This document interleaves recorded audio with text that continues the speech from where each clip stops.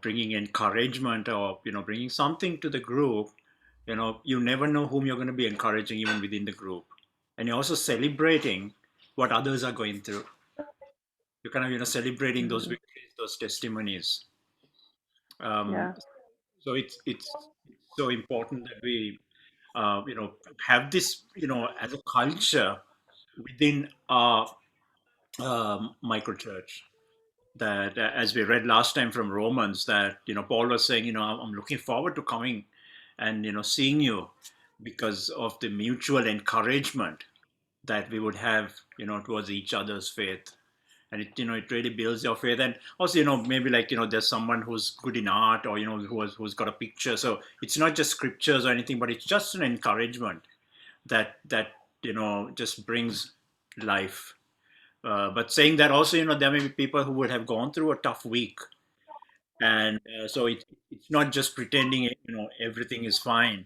But I think one of the realities of microchurch is helping people be real, to be authentic, and to be who they are, and not just a mask of trying to pretend as though everything's fine, but saying, hey, you know what, I had a tough week.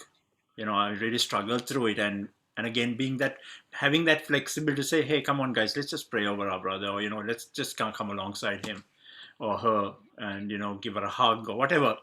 We are waiting for the day that we can hug each other, but Mm, but it's being real, so that that there's trust, there's openness, there's vulnerability. um we'll have one more before we move on. Anyone else, any of the young guys, you want to bring an encouragement, or anyone else? Oh Come yeah, on. so for me, I just now we're just seeing ourselves. I've been getting this picture a lot, even with my discipleship group, but I feel it's really specific with us as well. And I was seeing us. It was a bit like the we were doing some we were prophesying over each other in my discipleship group, and the same sort of the same topic, but it's like I saw it like each one of us in a consumer panel. Like when you're presenting something, a new service or product, and I was seeing like I was seeing, the church, the people sitting around the chairs. I could see like people thinking church was a building, but then I could see us presenting it in the like sheet. And when we like drew a picture of church, it wasn't people expected it to be a building or something like that, but we were just it was just people, people, people, and then like people were amazed by that. Like, and I found it really crazy because people were like they were just expecting it when we were presenting about church and talking about what church is all about. They were thinking of something else, building, but they weren't really thinking about the deeper meaning, the community, the fellowship, the people. And then so that's what I saw, and I feel like God has put us all together, just to make that difference and show that church is not just about the building, but it's about people and community, yeah, and fellowships and love. So that's what I wanted to share. Good stuff. Good stuff. Okay. Another part of your homework was actually to continue working on your values of the value of your micro church. And what I would encourage you to do, and even as an exercise, you may not even use this, is to write those values in this format, of what you will offer, or and how you will operate. What's your strategy? I put this up last week, but it kind of gives you an idea of, even when you speak to someone or when you invite someone, you have a kind of a little plan. You're not fishing for words, but definitely, hey, this is what my microchurch is going to look like. This is what it will be. Here are our values. And so I would encourage you to um, write it in this format of almost thinking, hey, okay, I'm gonna put out an advertisement there. How will I do that? How will I advertise my micro church? Not being religious, not being, not using, trying to have minimum religious jargon, but it gives us a bit of a guideline of even when we speak with people, so that even for you, the more you see it, the more you look at it, the more you're able to dream about it. You're more you're able to see even from with your eyes. This is the kind of the culture, this is the kind of the environment of what my microchurch would begin to look like. And because these will be also your I would say your guardrails, um, of your microchurch. So maybe you can have that as an homework, or as you progress, as you work through, as you put down some of that stuff, that you're able to kind of say, hey, yeah, and the more you kind of speak about this, it just comes naturally, rather than you can't suddenly say, hey, well, what are my values, but you have something written out there. Okay, so any questions on that, or clear? um I'm just picking a few bits and pieces here and there, but one of the another aspect that you need to look at is where and when would you like to meet. Where and when would you like to meet? It's nice to meet in a home if there's a possibility, because there's a kind of freedom there for us.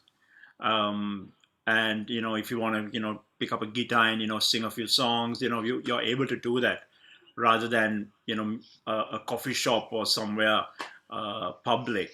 But I think it's knowing where do you want to meet, or if you're going to be doing something totally online, then it's going to be on Zoom or whatever. But have a think of where you will want to meet, but um, making sure that it's kind of a more of a regular place, rather than having it in different places every week and confusing people. Um, but think of it as to where you would meet, and also when, what day of the week would you like to get together. And don't fall into the trap of saying, people are so busy, so we're just going to meet once a month. We cannot do community once a month. And if for example, if someone misses, yeah, that one meeting once a month, you're not going to see somebody for 2 months.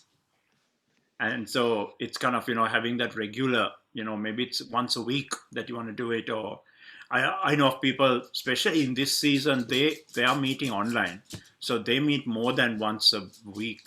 And there's been a growth, there's been a more of a connection happening. So I think you have to choose, because there's no hard and fast rule, but always remember we are building a community. And community needs fellowship, community needs more connection. And so have a think about that, where and when you would want to meet. Great. I want to talk this evening a little bit on discipleship, because discipleship is, I would kind of say, the meat of what we do. We have, remember the three key words of a microchurch. That's fellowship or relationship, discipleship, and multiplication. And so, discipleship is, one of the main reasons why we get together, why we are growing, because there's that discipleship happening. And it's about reproducing. Jesus taught to transform, not just to inform. And so that we begin to help each other grow. And as a microchurch leader, we don't look for a following, but we look to disciple. We look to disciple people. And our kind of go-to verse on discipleship, Matthew 28, verses 18 onwards. um, let's just go there, because I'm sure you know this by heart. But as Jesus said, um, go therefore and make disciples of all nations, baptizing them in the name of the Father, Son, and the Holy Spirit, teaching them to observe all that I have commanded you. And as soon as you read that, teaching them to observe all that I have commanded you, there's immediately layers, or there is a progression of the teaching, and a reproduction of that teaching happen. So from Jesus, he's taught the disciples, and the disciples then are now expected to continue that teaching, or to transfer that teaching to those who are going to come to know Christ and whom they are going to be discipling. And I was thinking about this concept actually today, because the current way we do church, okay, we're all guilty. That second layer, or the second transfer of the teaching, is where we are missing. On a Sunday, everyone hears the word, etc. That's great, but there doesn't seem to be a commitment to then take that and to take it beyond myself. And I was even talking to my son this afternoon. I was saying, look, I think that's where we have fallen, or that's why we are short, because that the next layer, and even layers beyond that, is what discipleship really is about. And I was looking at a couple of examples in the scriptures even today. One was from John chapter 4:28, the Samaritan woman. See, as Jesus spoke with her, her next response was that she goes to her village, and she almost like then talks to the village about Jesus.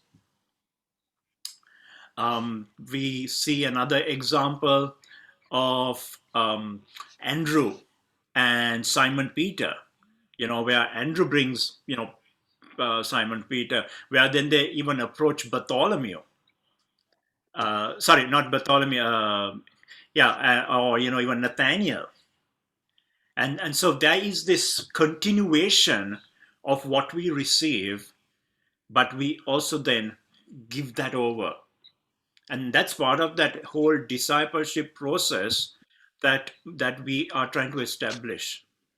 And from day one, I believe that we have to attempt to train within our microchurch, not only to receive the word, we come together, we share with one another, but it's saying, okay, but now how would you then take this and share it with someone else, maybe with a family member, maybe with a work colleague, maybe with a friend, and having that almost as a norm, as a culture within your microchurch, so that it becomes a natural thing for someone, that what I learn, I am able to then share with somebody else. And what happens is that when we do that, we grow ourselves. We are growing by sharing it rather than keeping it to ourselves. um, and that's another value of most of our microchurches, is that we want to multiply what we learn, we want to multiply what we receive.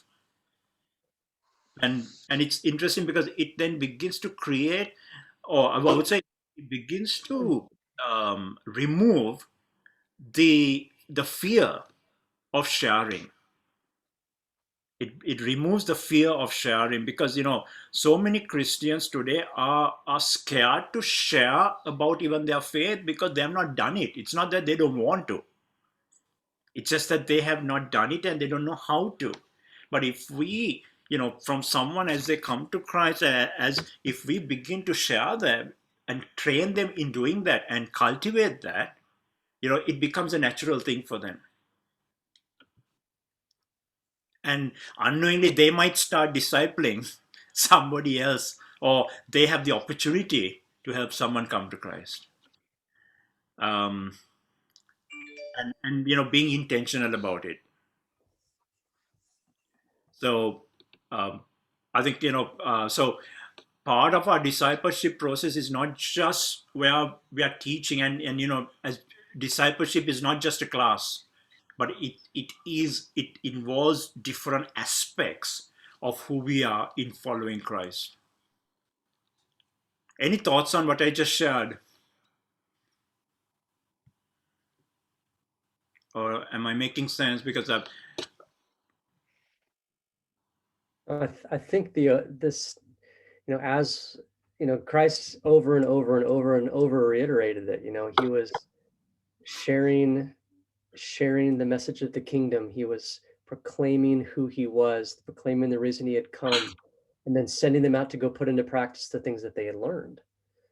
So it was receiving and obedience. You can't separate the two in discipleship, and honestly, in your relationship with Christ. It's like he indwells in you, he teaches you through his word, and then he expects you to go put into practice the things that he's holding you accountable to. So it's just part of the chain of how it goes within the kingdom growth. So yeah.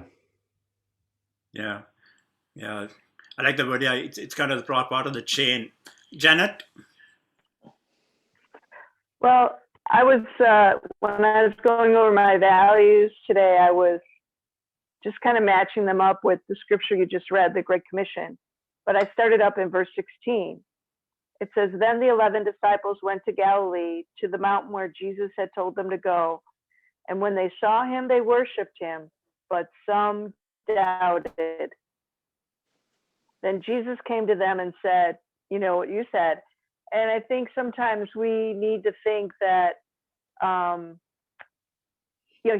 he's taking someone who doubts. At the end of the whole shebang, they're still doubting, even though they're worshiping him. And he's like, "Here, go and do the Great Commission. Even though some of you are still doubting, I gathered you." It says he gathered them. And so that was just very encouraging to me, that it doesn't really matter the levels that people think they're at or not at. He said, "I still give everything I am to you." That's so good. That's so good, because there are people who are going to be struggling in their faith, right? They're going to be. Everyone's not going to be at the same level, and it's knowing that it's okay. Yeah. Sorry, If it's okay for Jesus. butted in. Exactly, but that's so good. Any other thoughts on this? But I think we've got into this culture of not doing this, and I think that's what we're struggling with, isn't it? Because our the kind of the culture is that, I go for my service on a Sunday, I receive, but I don't have that accountability to then share that with someone else, and it kind of stops there. And I think that's going to be one of the challenges, even as part of our discipleship culture.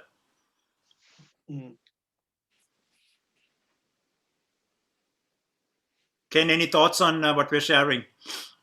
Yes, I'm just enjoying listening to everyone. I think for me,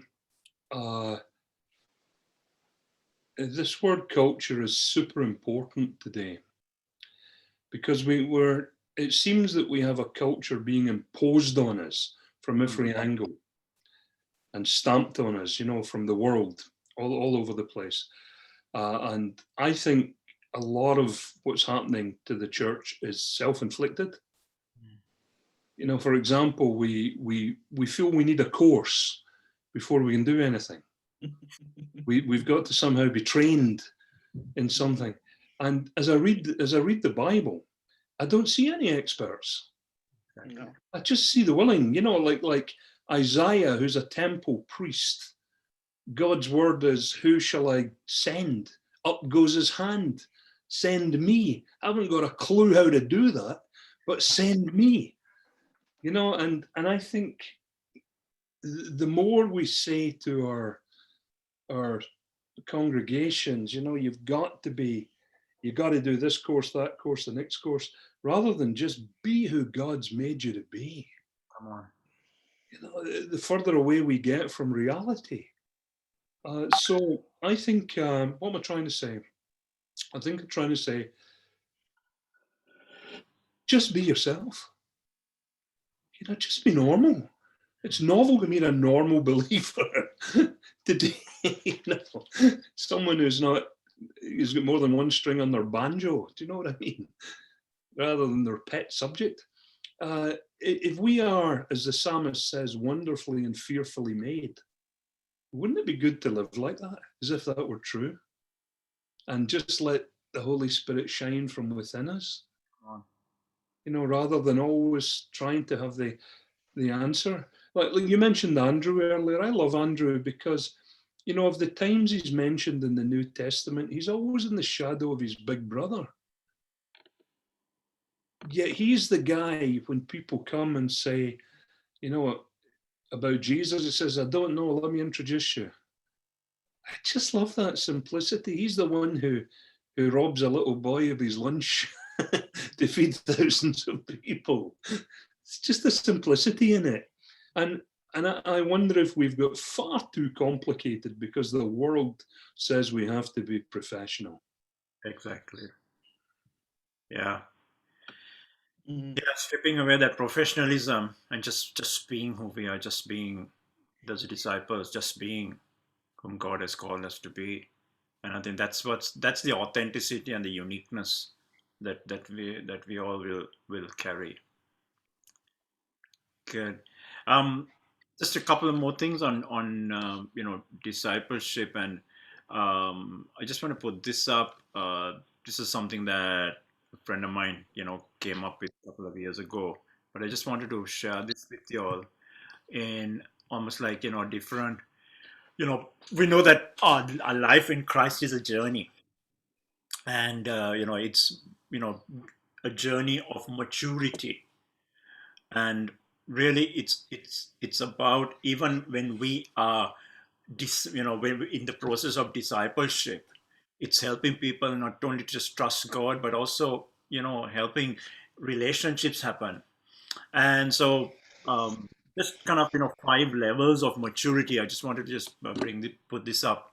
And, you know, first is like, you know, people who watch us, who watch other Christians, and, you know, who through our lifestyle, through who we are, you know, get impacted.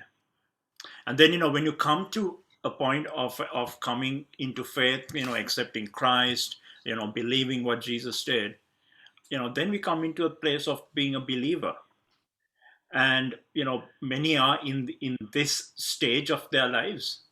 Acts 5:14, you know, Luke uses a term, instead of disciples, he said, you know, the Lord added believers even to the church. And, you know, when a person comes in to Christ, you know, fellowship is what is needed for them. You know, they it's that fellowship, it's that relationship that even seals their faith, because it's through the connections of the family. And then as they grow, you come to a stage where, you know, then you become those followers, or the disciples. And that's when you have that revelation of someone even speaking into your life. As Jesus said, you know, follow me, and, you know, if you want to follow me, take up your cross. And then as you progress in your Christian walk, there are times that you serve through sacrificial serving. And you know, that's what that we call, you know, even a stage of servants. And then ultimately, you know, we become friends with Christ. You know, the deep friendship, saying, my purpose, my only purpose in life is Christ and friendship, and I'm even willing to die. I thought I just wanted to, you know, put that there, because part of our journey, and I will put this on the WhatsApp group. You know, part of the challenge we even have now is that, you know, when, for me, as someone who, you know, preaches on a Sunday, I bring a word, but I'm hoping that word is going to touch many in that group of people. Some who have just come to Christ, some who are, you know, who are mature in the Lord. Yeah, and, you know, so I'm hoping that this one meal is going to feed everybody, and that becomes a challenge, because, you know, you're hoping that they'll get something. And I think, you know, again, that's something that we are trying to address, even through the microchurch way of learning the Bible. As I explained last week, that we just go basic Bible. We read the scriptures. I did that section, didn't I, last week? On and when we come back, where we discuss rather than having someone preach, so that through our sharing, we begin to grow and we begin to nourish even one another. Just a couple of more things on discipleship. Let me see. Church community, and I have a question, if that's go ahead. okay. Do you think discipleship does it have a length of time? Does it have okay. No, So okay, it could be like an ongoing, potentially for like the rest of someone's life if they choose. Yeah, there may be seasons that you will be involved in their life, and then someone else will come into their life. Like Paul says, someone plants, someone waters. But discipleship is a lifestyle, because again, it's learning and it's growing in being a disciple of Jesus. So it's a lifestyle. It's not a class, and I think that's, in some cultures it's just become a class. It's not just a knowledge transference, but it is about learning to follow Jesus, and someone who's ahead is saying, hey, let's walk this way together.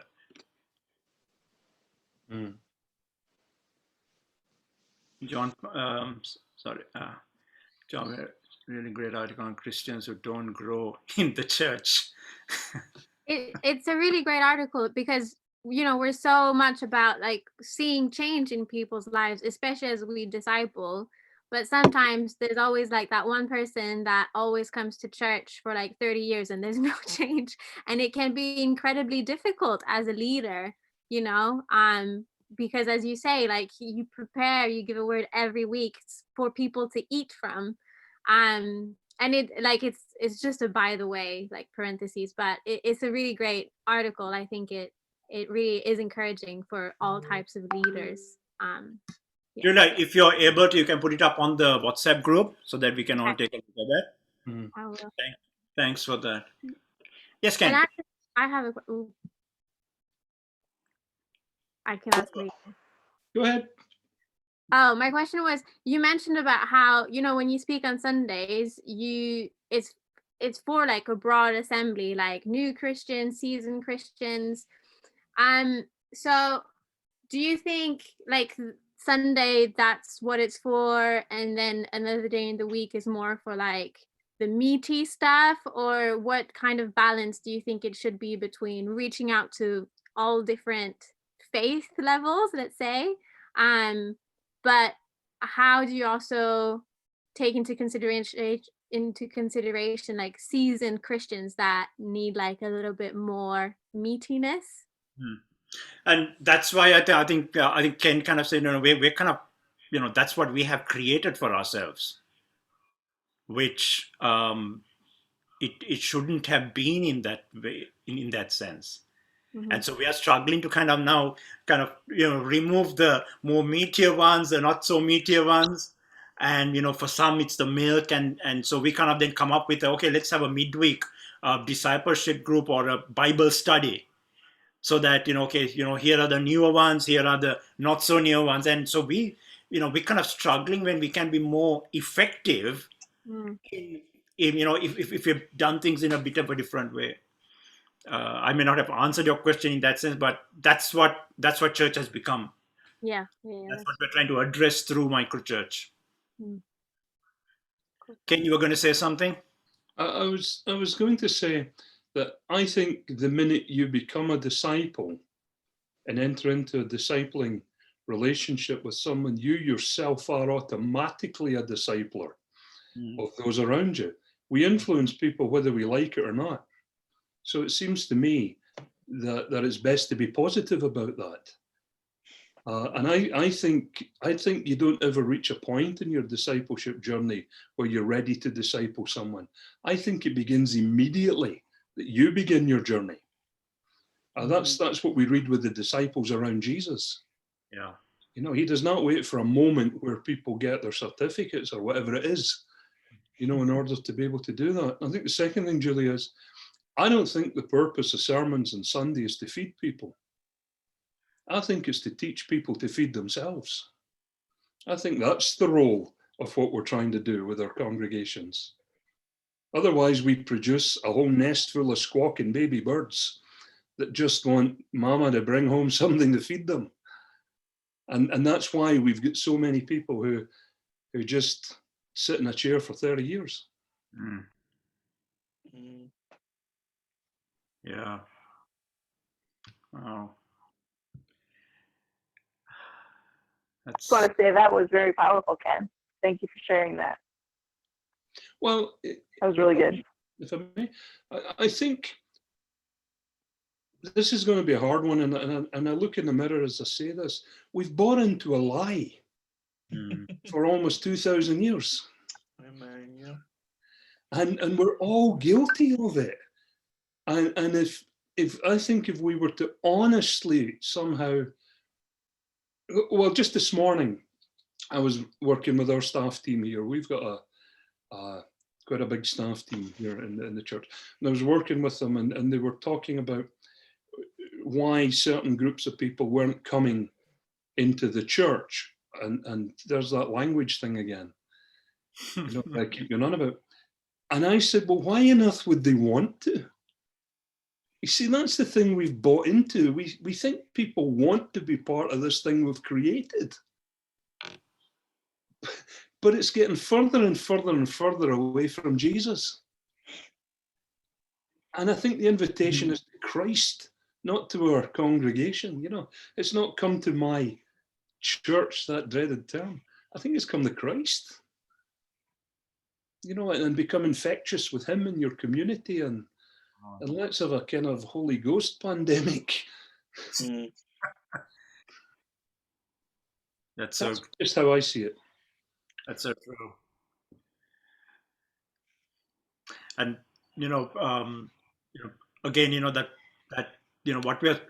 what the church is struggling today is that discipleship culture, to bring a discipleship culture in, isn't it? Yeah. Because we're just used to just teaching somebody and that's it. But discipleship, as we see how Jesus discipled, is so much more. Sending them out on ministry, having fun with them, eating with them, teaching with them, and it's doing life together. It's doing life together and influencing each other. Discipleship, as you said, doesn't cost money, but it does cost love and time. It costs love and time, and and there will be the frustrating moments as well. every disciple is not a success story, but again, it's like our what we are trying to do is, hey, we want to show Jesus. We want to let's go on this journey together. I think the hard part is not only are we trying to break through the culture that we've created, of Sunday, someone feeds us, we go home, that's the end of it, is introducing midweek things. A lot of people are looking at it as another thing on their calendar, another church activity, and not part of doing life. And so you're not just trying to break one cultural stereotype or standard at this point, but you're breaking multiple, or you're trying to break multiple, and people are having a really hard time with that. Like they're not seeing how this should be part of their life versus another thing on their calendar. And I think once you see the difference, it's a lot easier for people to get involved, because we were just talking about, I was talking to my husband as well as the pastor friend, how do we break that mold and stereotype that we've created of it's not just another church activity. It is part of how do we break the idea of, this is to connect lives and not just put another thing on your schedule? Because if we think of it as another thing on our schedule, then we're busy. We already have a lot of other things going on. So yeah, we're brainstorming, coming up with like, what is it in our culture that has created that, and how do we break that? Because I think it's one of the bigger problems, is getting people to understand that it's not just a church activity. Yeah, I think that I don't think the model really matters. What we need is relationships, isn't it? That's what we need. And whatever model you use, we need to get to the point where we get beyond. I mean, I'm just thinking out loud to myself here. I'm thinking, well, when was the last time you saw anyone have a full-blown argument in church? I can't remember anybody having a full-blown argument in church. Why not?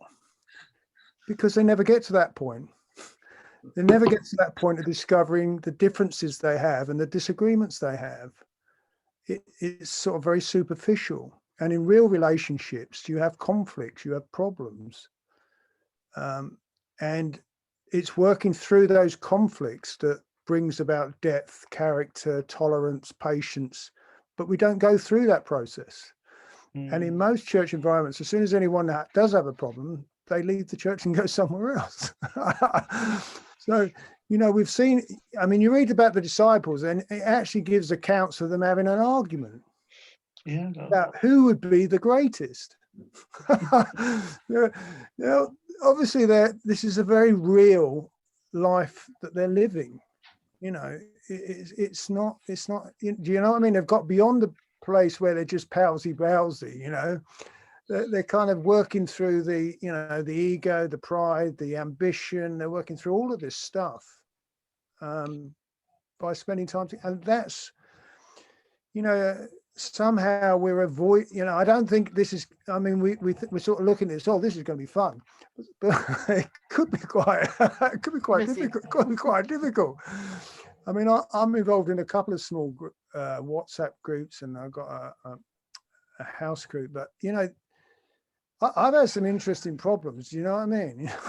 I've had people walking out of rooms, and people slamming doors, kind of thing. Because that's the place you've got to get to make progress. It's a bit like courting, isn't it? When you're courting with somebody, you see them once a week or twice a week. When you get married, you're with them 24/7, and that's when I got to be careful what I say. But that's what I'm being watched. But that's when the rubber hits the road, isn't it? Yeah. And so, go on, Julie. I just couldn't agree with you more, because when I was thinking about it, when's the last time I can be very strong-willed. I think that's how my boyfriend puts it. But if there's one person I've had really intense argument, but fights in church, is actually one of my favorite other youth leaders. And it's because we love each other so much, and we're in so many groups together, every single day there's a meeting, but we have that kind of relationship where it's just we'll work through it. We're not just gonna walk out because we struggle with our stubbornness, I would say. And we grow, I've definitely grown a lot more through those tough conversations with him than I have with sort of the superficial, relationships that we can have in leadership in church, in all different kinds of faith settings. So it's so true. It's to have those kinds of relationships that really we're doing life together and actually Deep friendships, and there's a definition of someone had said, discipleship making is an intentional friendship with another person with Jesus at the core. And I like that. It's a friendship that but being open, being honest, being vulnerable. And I think as we are building our micro churches, it's also thinking, what sort of a culture do I want to bring in there?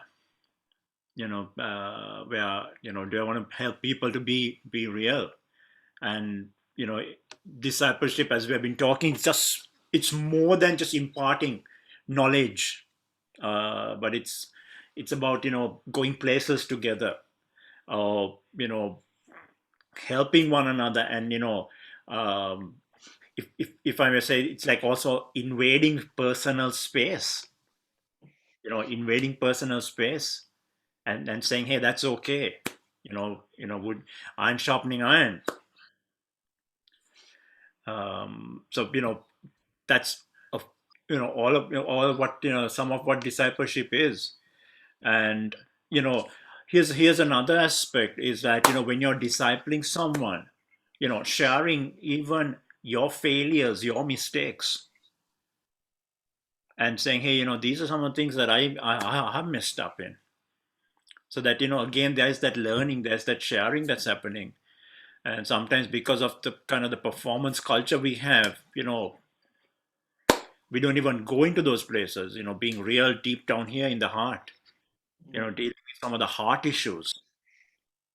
Because see, that's another thing. I think in church we are weak in dealing with some of the deep heart issues, and so people are struggling, but yet we don't give them that opportunity, or we don't say, hey, let's be real about what you're feeling right now, what you're going through right now.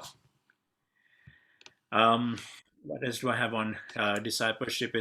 Yeah, the other thing is, I think when we're talking about discipleship, um, it's I think that the whole discipleship process is really where you disciple someone, and the fruit of that is then when they start discipling someone else. And I think that I would kind of say that is kind of the cycle of that, from Jesus to the disciples to others. And it's going through that process, so that you're discipling someone not just on your one-to-one, but it's always saying, hey, now you take that and you do it with someone else. And because if not, what's going to happen is we are not going to see it multiplying. We're not going to see the growth of disciples. It's going to stop at that one place.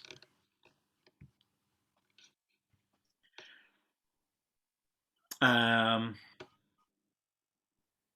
yeah, so I just wanted to kind of bring this conversation in on discipleship, because this is part of our micro church. It's a core foundational aspect of our micro church. But yesterday, we have a midweek Bible study in church, and we were talking about the seasons of these times, and we were saying, look, there may be, if when that day comes, when um, like Revelation says that unless you have the mark of the beast, you can't trade or you can't buy things, and etc., etc.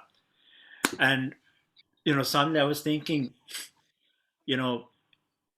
as a church, as a micro community, we have to learn, we have to grow in doing community, to be able to support one another, even in a tough context. Because as someone said, church is not just coming on the Sunday and, oh my goodness, there's another program during the week. But it's like we are doing life together, we are connected, there's relationship happening. And so you have a great opportunity to create a culture that would really be representative of what true discipleship is. I was reading Hebrews chapter 3 verse 13. If you don't mind just turning to that.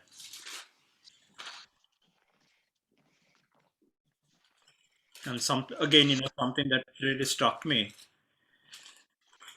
was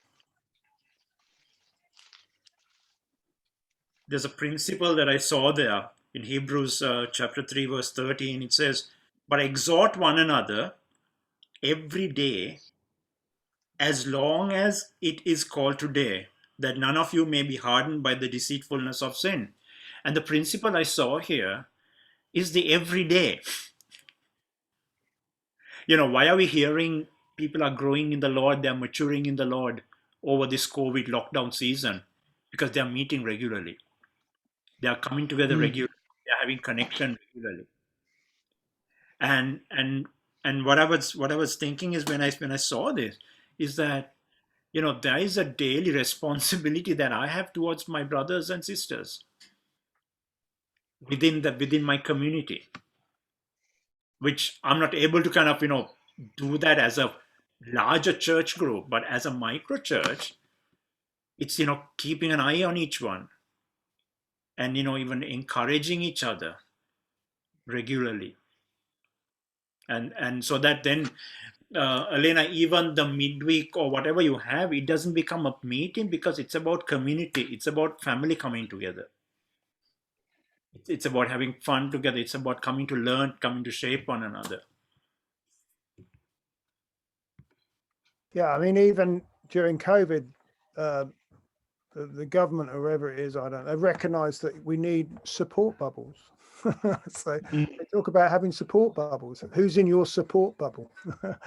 So people recognise this concept, of having a relational support network. So Exactly. because I think if you go through anything tough and you haven't got people really close to you, it's very difficult to go through.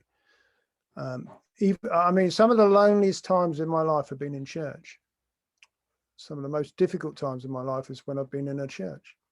I have to say that, and because I haven't had close friends in the church, I haven't had, it's just I go there and you leave, and so there's a whole nother. Anyway, enough.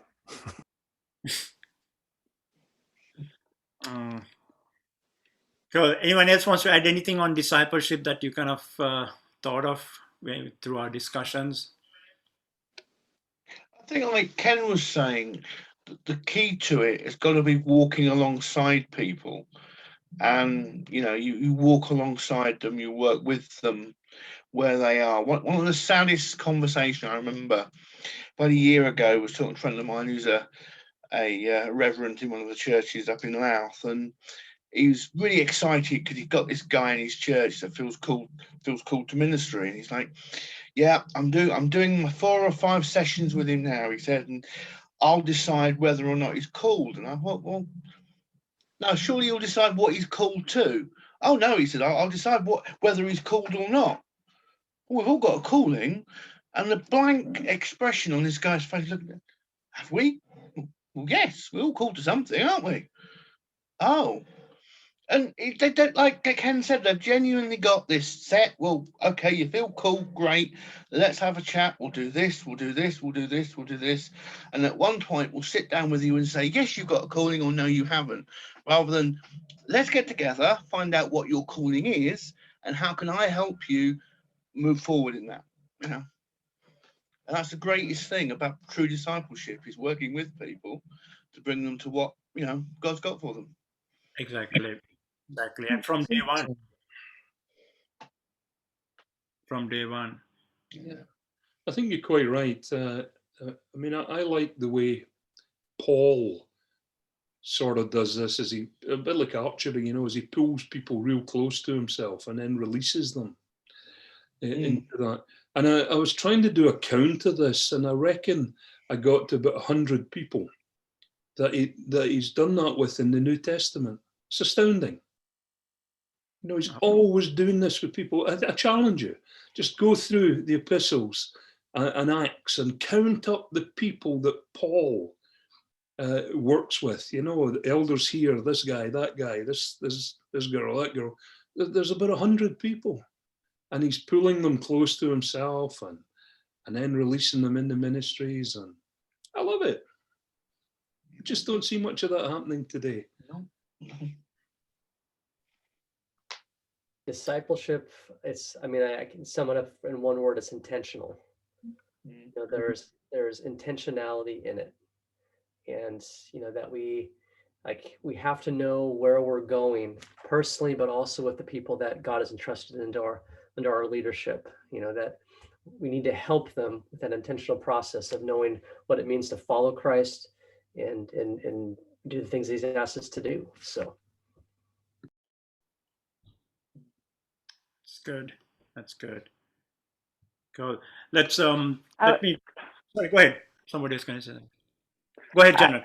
I was thinking earlier when some of you were talking about, you know, that it's not always classes. We don't become a professional disciple and or a professional minister.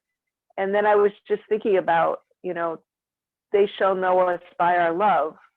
And you can't textbook teach love. You have to teach it one-on-one, life on life. That's all. Yeah. Amen. Yeah, yeah. And then, you know, that kind of comes back to then what even Julia was saying and what Richard was saying. It's like, you know, having the, you know, being able to relate with one another in a genuine manner. And you're going to have some of the sparks going off. You're going to have, you know, you're going to be lifting each other's hands, but also, you know, there may be times that you're able to, you know, have those discussions, have those times together, and, you know, because that's part of relationship. That's part of that friendship. I want to quickly just go through what are the areas that, you know, we encourage you to have within a microchurch. You know, what are some of those areas?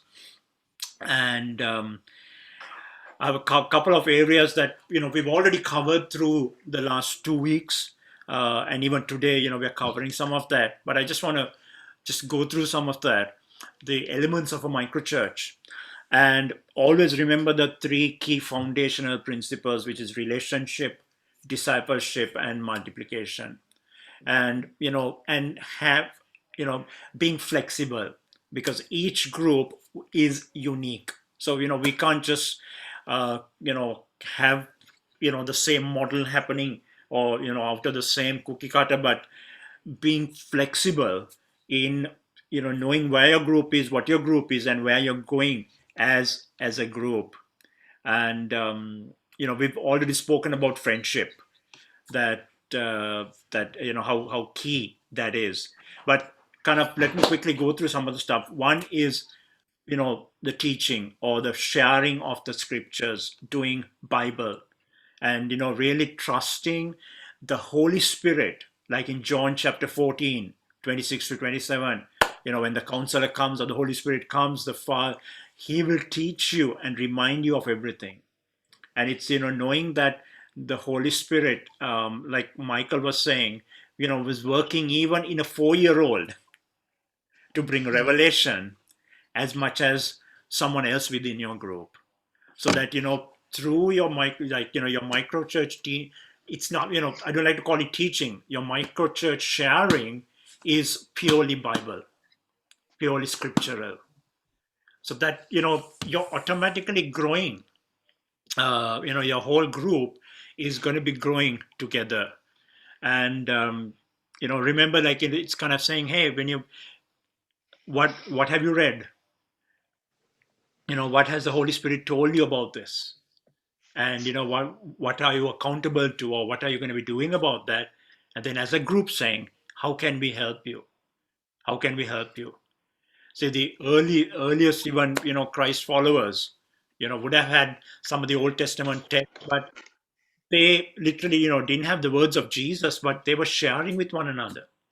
And after, you know, they would have come together, they would have been discussing, and they have been sharing with one another and seeing that growth in each one.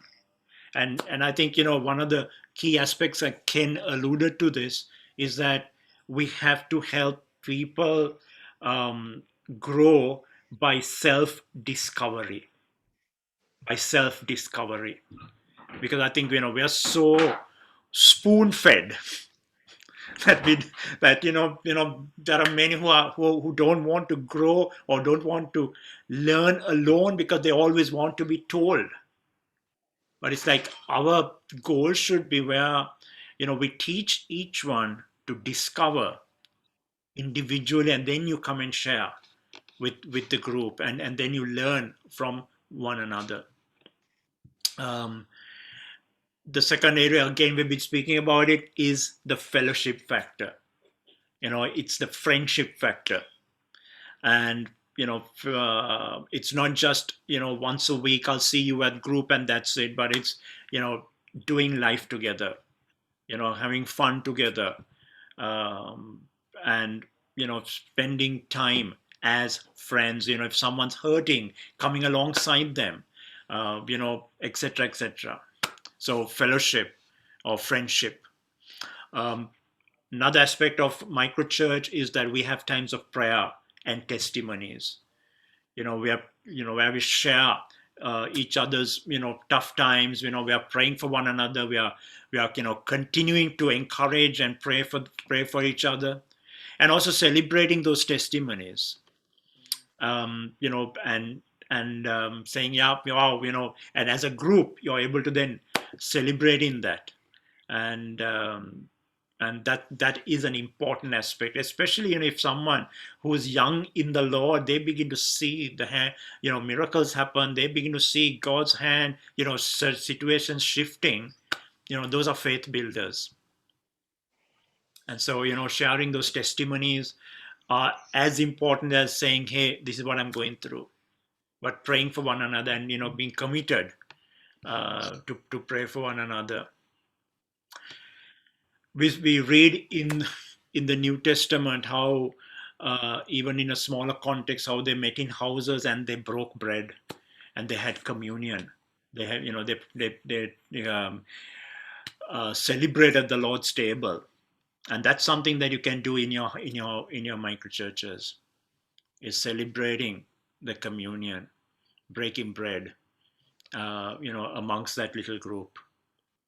And because that can be so powerful as well. Again, we're moving out of the religious thing that only a certain person can, but you are able to lead it, and you train others to partake of that communion. So that's another aspect that you can do within your house church.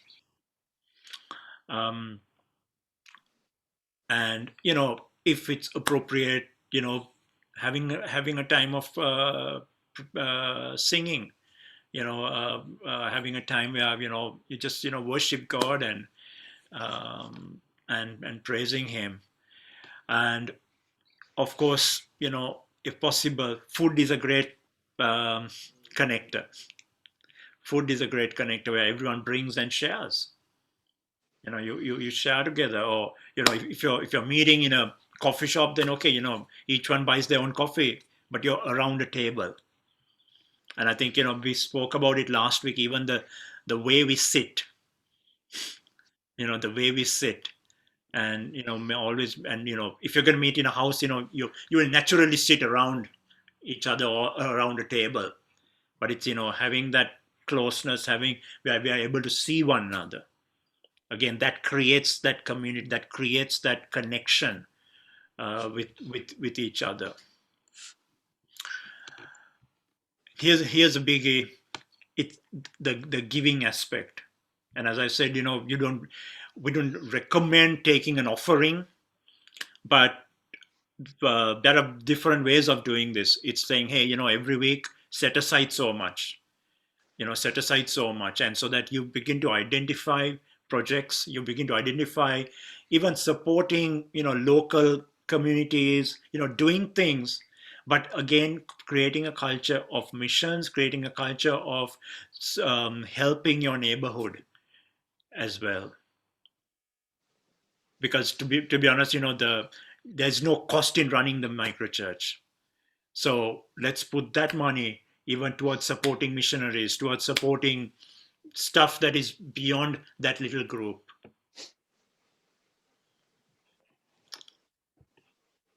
And of course, a very important aspect is reaching your neighbors. Reaching your neighbors. There are three key scriptures that we look at always. Mark 12:31, love the Lord your God with all your heart, soul, mind, strength. And then it's like, love your neighbor as yourself. And there is a commitment for us to say, yeah, how can I love my neighbor? And then Matthew 28, go make disciples. And we, from day one, again, it's where we love our neighbors. We are, we are able to go and share with them. We are able to go and reach out to them. And, again, creating that as a culture, saying, hey, I'm there. I come together to be equipped. I come together to be empowered, but I'm there, out there, even as a missionary. I'm out there to reach my neighbor, to love my neighbor.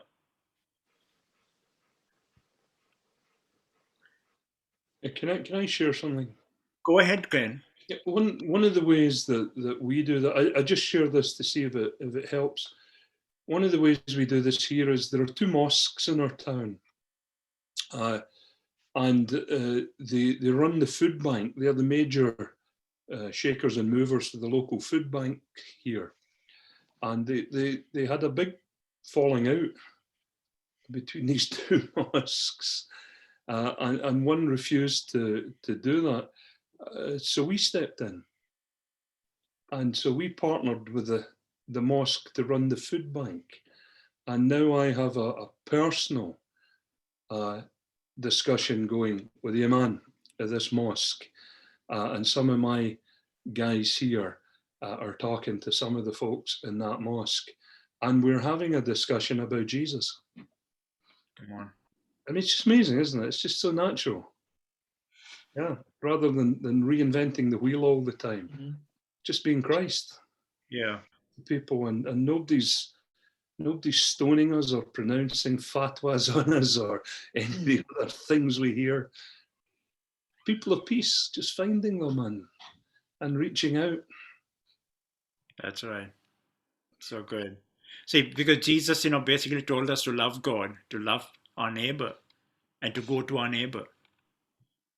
And we've got it. So, we kind of brought all this on, but that's so good. Janet needs to leave because she has a meeting, so she's leaving us. Bye, Janet. Bye. Good. Let's we've not done. Let's do a breakout, but let's turn to Acts 16, and I just want to do an exercise together, really. Acts 16.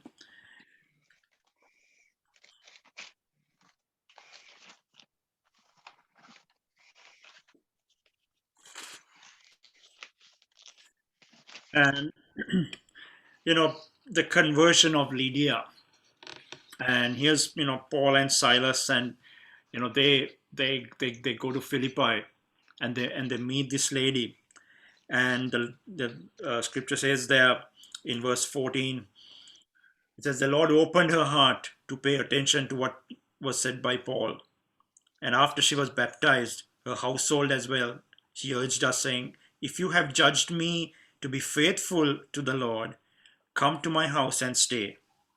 And she prevailed upon us. And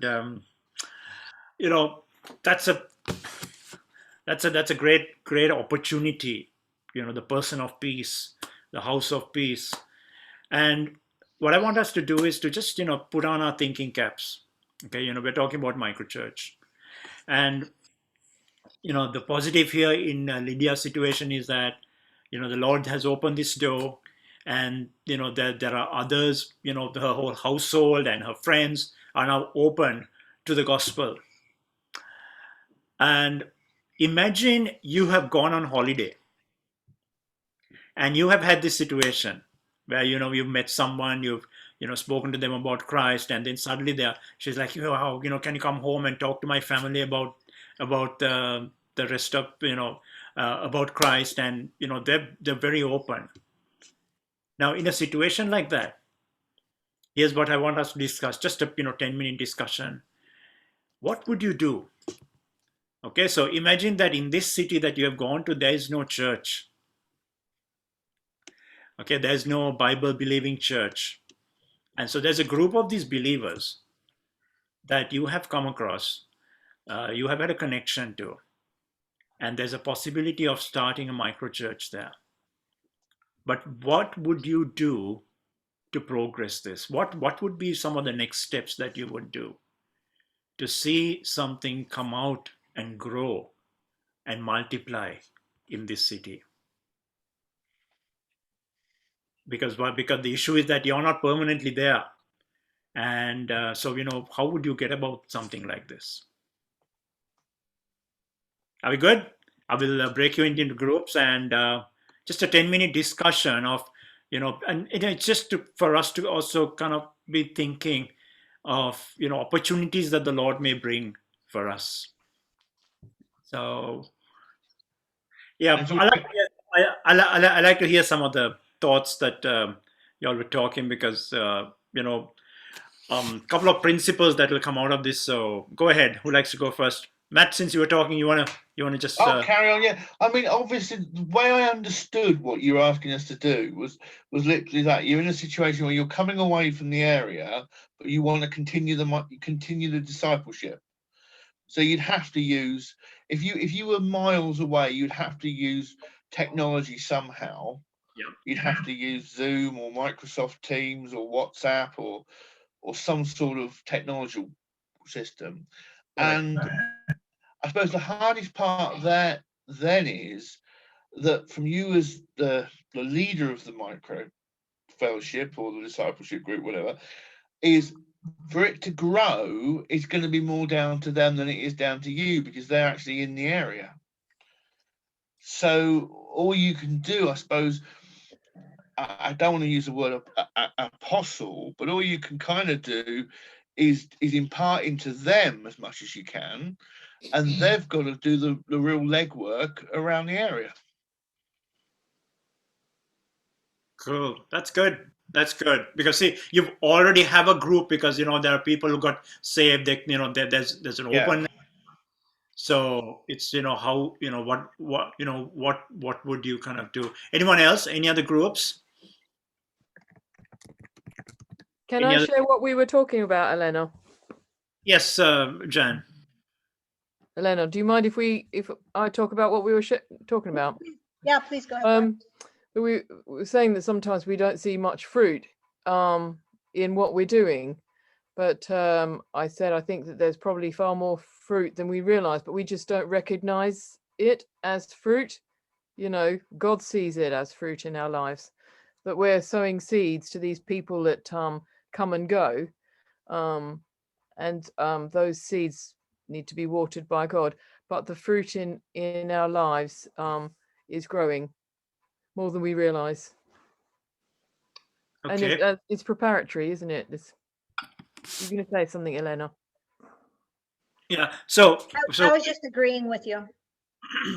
so in this situation, what were some of your thoughts of you're kind of gone, and there's this group that's ready to kind of be discipled, and did you all kind of talk about that?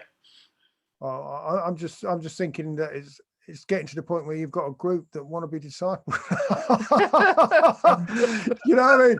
It's okay getting, you can sort of spark up friendships and all kinds of stuff, but to actually get people to the place where they want to follow Jesus is where I'm stuck there, basically. I don't know about anyone else. Yeah, so this group is ready, because it's kind of like the Lydia's house situation, Right. and Yeah, well, that'd be great. That's fine. That's not that, but it's just getting something like that. that's already happened for you. So people are willing, but it's like they want someone. So what sort of a strategy will you put in? Because you can't be doing that forever. So again, thinking of other stuff. Anyone else? Any other? A lot of us have got groups, haven't we? That have just sort of like come to us. And I think the difference is training them out as leaders and sending them out. That's the difference. I mean, we've just been sort of training them up, but not sending them out. It's been going on for a few years now. I think helping them to recognize that they're able to, be leaders, even though they're not fully developed. Like we've just been talking about today, because last week, and with our boys, we were talking about, what would it take for you to start influencing someone else? And they're like, well, I need to get to ... area. And I was like, but you don't. You can do that as you're still working out whatever it is that you're trying to work out. It's along the way, not when I'm done.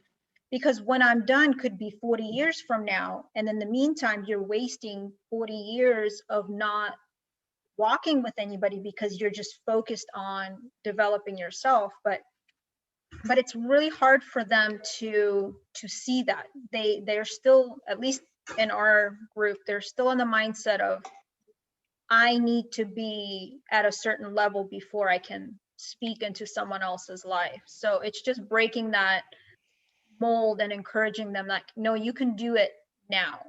Yeah. You only have to be one step ahead. It's not 50 steps, just one step, but giving them that encouragement that you have access to a group of people that I will never have access to. That's right. Speak into their life. So, breaking that mold is the tougher part. Yeah. And I guess, because, everyone is saying, look, I'm not ready, but it's like, you're ready from day one.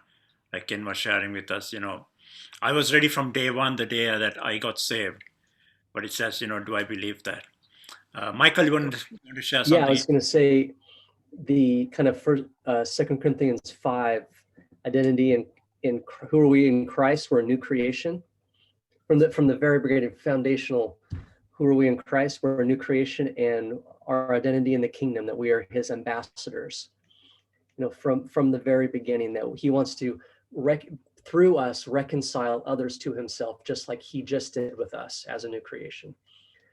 So from the very beginning, every believer, that they have a purpose in, no matter how old they are, 3 days old, 10 years old, in the kingdom, that they're a new creation, and he wants to bear his fruit through you to others so that they can be reconciled at the same time. So just like Acts 16, Lydia, they go down, they find someone, they proclaim the gospel, and then she goes and does the exact same thing. And the whole household comes to faith. Exactly. Christmas, Acts 18, all of those guys, Philippian jailer. Exactly. And it's for us, it's being also that intentionality of saying, I'm raising up leaders. Yeah. And seeing that leadership quality in them, and then empowering them at whatever stage they're in. Anyone else? Go ahead, Julia. That's one of the things that we started discussing with my small group of girls that we do like a weekly Bible study with. There's this tendency to think that you're never ready, but it's also because there's a deep lack of understanding their own strength, and it's kind of like they've been fed this idea that there's just one way of evangelizing, there's just one way of sharing the gospel. We've all seen like Bible thumpers and people on the corner streets yelling, the end is near, and and the fact that there's so many other ways, and probably better ways as well, but that has to do with their own strengths, their own gifts, their own sensitivities. Like I have a couple of artists in my group, and I know that artists can be very emotional and not go like the straight sort of set out route that everybody else goes with, and there's great beauty in the church, but it is about sort of stirring up those gifts and kind of like directing them and encouraging them as best as possible, without making them feel like they need like a degree in evangelizing, or like a title in the church or something that gives them permission to I think that makes a big difference in growing. Yeah, good. Anyone else on the Lydia situation? Isaac, who were you with? Sorry. Isaac had a lot to say. Isaac, you want to say, and then maybe Ken, I think you wanted to say something. Yeah, in my group, I was just talking about, when I would start with one of my, in the more of a youth way. So I would say, because my friends, when I'm like doing some, I don't know, in my schools when we do like worship songs and stuff, people will come up to me, they're like, oh, how does it feel to be, holy and stuff like that. And I feel like, and then I'll say, when starting a group, I would say with one of my friends or people saying, I want to join, I wouldn't, I would just, say I feel like I would talk about my testimony as well, and I would talk about it's not all about just being perfect, and it's about I'm gonna like I'll tell I'll acknowledge that I mess up as well every single I don't know every single day, or I mess up quite often, but God's always there. He's waiting there for me no matter what. He's still there, like the prodigal son. And I guess I wouldn't I would say it was just be that kind of love, and you wouldn't I would say with my friends I wouldn't go straight to the Bible and have a structure where we do preaching, worship. I would just say have just a talk and just talk about life, I would say, and talk about what happened to me when there was that turning point in our lives as well. It's really important to talk about testimony. I think that has a key part on it as well. I would say that. Okay. Ken? Yeah, I think once you've found that person or that group, you need to have an intentionality of where you're going with it. So, for example, it's about replacing mindsets. So, often we talk about, do we have faith for something? Well, the answer is no. We have faith in someone, and that's a completely different mindset altogether. I don't have faith for something. My faith is in someone. Through Christ I can do all things.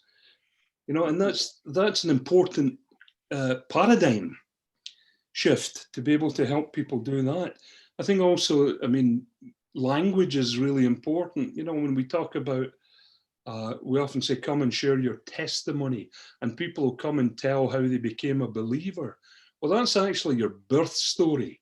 Your testimony is every moment between then and now, and how God's worked in our life constantly like that, rather than harping back to always that moment when we became a believer. Sometimes it's much more relevant for someone to hear how God dealt with a time when you were in a manic depressive moment, how he helped you break through there. That's a much more relevant testimony in that moment. I think the other thing to help right from the get-go in discipleship is that we are fully authorized agents of the kingdom the first second we're born again. That's how God sees it. So we have to help people to walk in the reality. What did Jesus do? He went about preaching, teaching, healing the sick, etc., etc., etc. That's what he wants us to be like. So it seems to me that it's a really good idea to say, you know what, why don't you just have faith in someone and pray for one another now, before you get bogged down with the different ways of doing that. Exactly. At the moment, it's quite difficult to, when there's no lockdown, you can just meet someone in the street and say, "Oh, come for dinner," and then after dinner, you sit in the lounge room and you're having coffee, and you can sort of bring it around and say, "Oh, would you like to come again next week?" And you can sort of do that. But it's you're almost, I was saying to Richard, you almost have to jump a stage when you meet some strangers in the street. Oh, would you like to come and have a Zoom meeting? So you've got to almost say, get them interested in talking about God to start with, before you just sort of like bring them around for dinner. You've already got to get them interested and say, well, I have a Zoom meeting and we talk about God. Do you want to be included? So it's, you've got to approach it differently at the moment. Yeah. But see, in the Lydia situation, as Matt said, using technology and using whatever means, and having that person that you think, okay, let me work with either the group or an individual, and then you empower them to work with that group, and so that you're not there forever, but you're there to kickstart it, you're there to train them through, but they are assigned to carry that on. and create their own micro groups. And I think even in our own groups we have to kind of begin to think of even raising leaders from within,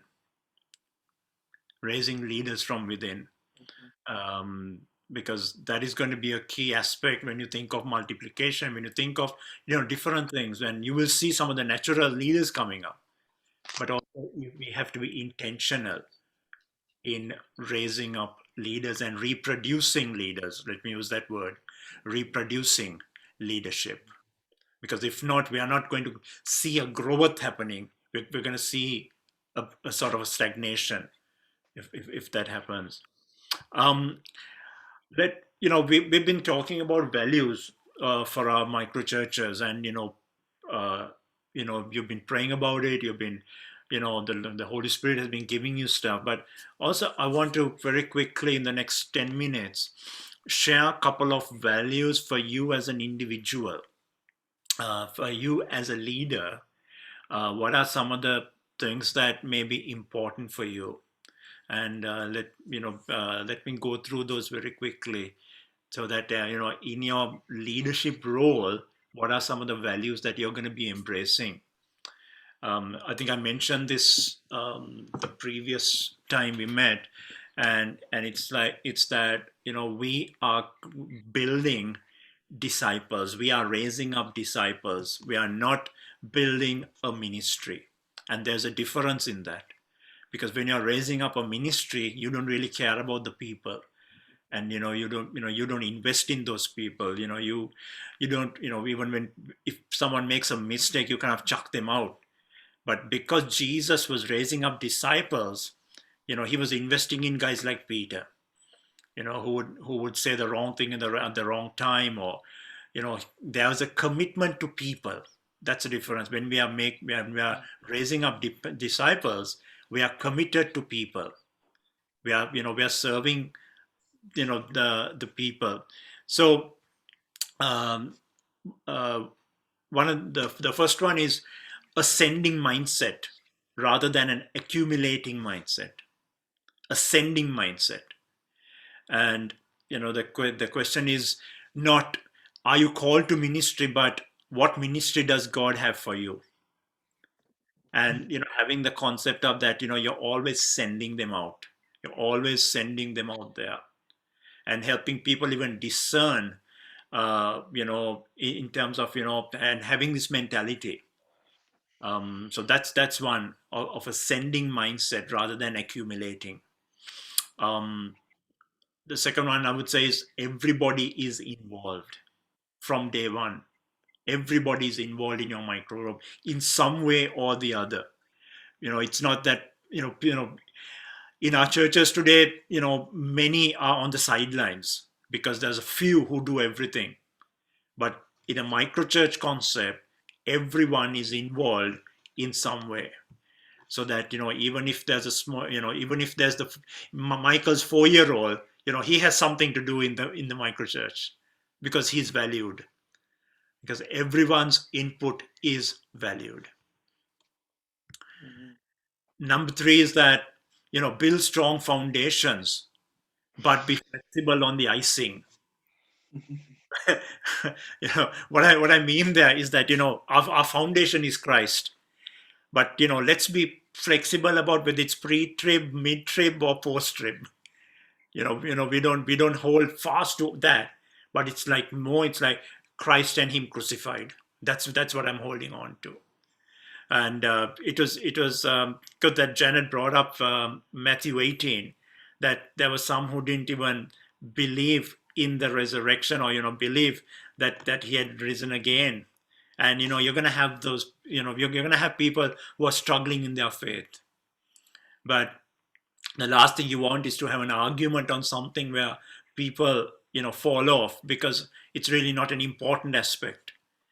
So, build strong foundations, but be flexible on some of the fringe areas. And number 4 is that messiness is a reality. Things can get a bit messy.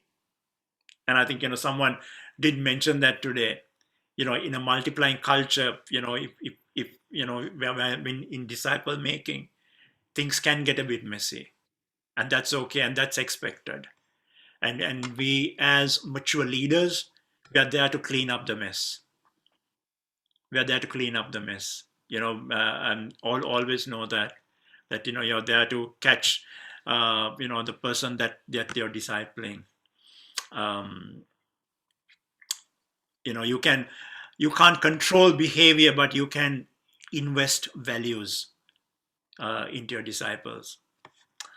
Another aspect for you to kind of think about is that failure may be a reality. Oops. Failure may be a reality. We don't like to say that, but yes, actually the first micro church that I planted here in the UK was a failure. But here's the thing, just because it fails, you don't give up. And of course, my focus was wrong, all that, but some of us may fail in our first attempt, or but it doesn't mean that you're going to be a failure forever. The next point is that a kingdom culture atmosphere, building a culture of honor, a culture of forgiveness, humility, valuing, building a kingdom culture atmosphere, so that people, that's an atmosphere that people get encouraged, they get built up, and that's a culture that you're going to see fruit coming out. A kingdom culture. And I mentioned this earlier, but every member is a missionary. Every member is a missionary from day one, because they are going into a mission field called the marketplace. They're going into a mission field called the school. They're going into a mission field called the neighborhood. And so, when you begin to teach people and kind of build that, say, hey, you are a missionary wherever you are, they begin to think that way. They begin to function in that manner. The next one is be a hero maker. Be a hero maker. Instead of us trying to be the hero, we make heroes of people. And hero making is also, sharing stories of those you disciple, sharing their accomplishments, encouraging others through your disciple stories. And it help. We have a term in our church saying help people shine, but it's making a hero of somebody.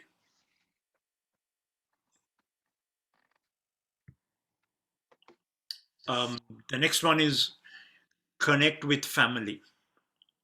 Connect with family, and what I mean is that don't be isolated in what you're doing. Connect with your own tribe, but also connect beyond your own tribe. Connect beyond your own tribe as well. That you're not planting, or you're not building your micro community alone. There's support. You can share stories. You can share learning experiences. Tomorrow I'm meeting up with someone, and he and we're going to be talking about learning. What we are learning even through planting some micro churches. Some failures, some successes, and it's good to kind of have that of beyond your own tribe and like-minded people. And I put this: be stable in your strategy. What I mean is, don't get swayed by the next book that comes out and think, oh yeah, I want to kind of do it. But be stable, even if it's a slow journey, even if it's a slow process. Be stable in the strategy that you are beginning to, that you have embraced, so that there is stability. And so those are some of the things that I just put down this evening on having as a leader, some of those values that you want to begin to embrace. I remember there's a guy in our church actually, and he was actually the caretaker of our building. And so he came and asked us, what are you guys doing here? And I said, we we meet as we gather as a church. And he said, oh, I play the guitar, and maybe I can come and give my guitar to your son. And so the next Sunday he comes, and he sets up his guitar for Sean, my elder son. But I knew that this guy wanted to play the guitar, and I just felt that it would be okay. And so I said, hey, would you like to play the guitar with our worship team? And his face just lit up. And that was the beginning of this guy coming through to church and coming to Christ.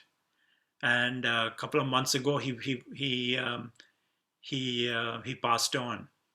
But it was he was an again, why I wanted to share that story is that everyone has a place in the group.